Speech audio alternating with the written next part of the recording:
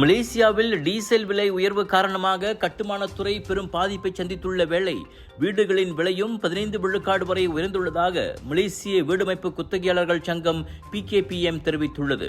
தற்போது சந்தையில் கட்டுமான பொருட்களின் விலை 20 முதல் 30 விழுக்காடு வரை அதிகரித்துள்ளது. இதனால் பொதுமக்கள் தங்களின் சொந்த வீடு கட்டும் திட்டங்களை தற்காலிகமாக ஒத்திவைத்து வருவதாக அச்சங்கத்தின் தலைவர் முஷின் அப்துல் கானி தெரிவித்துள்ளார்.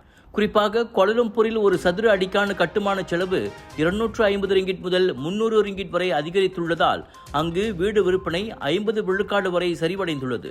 இச்சூழ்நிலையை பயன்படுத்தி சந்தை விலையை விட மிக குறைந்த விலைக்கு வீடு கட்டித் தருவதாக கூறி ஏமாற்றும் மோசடி கும்பல்கள் உருவாகக்கூடும் என்பதால் பொதுமக்கள் எச்சரிக்கையுடன் இருக்குமாறு அவர் கேட்டுக் கொண்டுள்ளார்.